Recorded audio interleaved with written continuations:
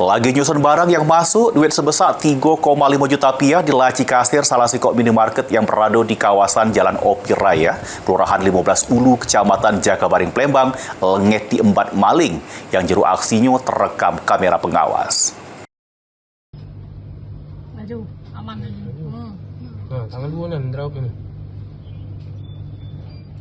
Inilah rekaman kamera pengawas detik-detik aksi pelaku maling duit di kasir minimarket.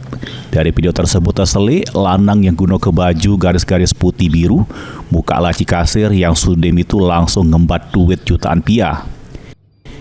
Atas peristiwa itu, minimarket tersebut mengalami kerugian sebesar 3,5 juta rupiah, sehingga datangi Polrestabes Palembang bikin laporan polisi di SPKT.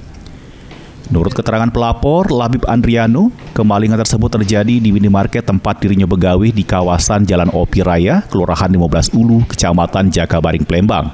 Pas pelaku masuk secara diam-diam, para pegawai minimarket termasuk dirinya lagi sibuk nyusun barang yang datang. Sehingga kasir di minimarket tersebut kosong, sama pelaku pun pas metu juga dak terjingok. Duit baru ketahuan hilang pas pegawai sudah selesai nyusun barang, selik duit jeru laci sudah melengit. Jam 17.15, Pak. Itu di saat kasiran lagi kosong, Pak. lagi kosong. Nah, yang si ini pelaku ini masuk apa mana? Masuk, Pak. Masuk. Secara diam-diam dia. Oh, bukan. Iya, nyumput dari kami, biar tak kelihatan. Malahan dia tuh kami lihat dari CCTV masuknya emang sengaja nak maling kan. Itu duitnya. Dikasih, Pak. Dikasih dalam laci. Dalam laci, Pak. Nah, dia ngambil itu. Iya. Diam-diam. Iya, Pak. Habis ngambil tuh langsung belagi, Bang. Langsung, Pak. Langsung belagi ya. Ciri-ciri pelaku tadi pakai apa tadi? Pakai topi, Pak. Baju garis. Pakai garis ya. Berapa duit yang dimbek? 3.500.000, Pak.